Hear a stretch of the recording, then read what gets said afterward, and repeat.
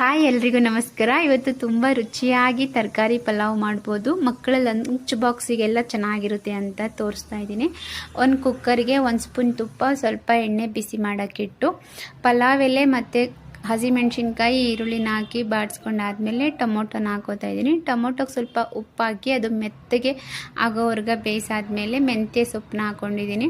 ಮೆಂತ್ಯ ಸೊಪ್ಪು ಸ್ವಲ್ಪ ಎಣ್ಣೆಯಲ್ಲಿ ಫ್ರೈ ಆದ ನಂತರ ತರಕಾರಿಗಳು ಕ್ಯಾರೆಟು ಮತ್ತು ಬೀನ್ಸು, ಬಟಾಣಿ ಕಾಳನ್ನ ಹಾಕ್ಕೊಂಡಿದ್ದೀನಿ. ಚೆನ್ನಾಗಿ ಅದು ಎಣ್ಣೆಯಲ್ಲೆಲ್ಲ ಫ್ರೈ ಆದಮೇಲೆ 2 ಸ್ಪೂನ್ ಶುಂಠಿ ಬೆಳ್ಳುಳ್ಳಿ ಪೇಸ್ಟು, ಹಾಗೆ 1 ಕಪ್ಪು ಮೊಸರನ್ನು ಹಾಕಿ ಚೆನ್ನಾಗಿ ಮಿಕ್ಸ್ ಆದಮೇಲೆ ನಾನು 1 ಪ್ಯಾಕೆಟ್ ಚಿಕನ್ ಮಸಾಲಾನ ಹಾಕಿದ್ದೀನಿ. ಯಾವುದಾದ್ರೂ ಹಾಕೋಬೋದು, ಚೆನ್ನಾಗಿರುತ್ತೆ.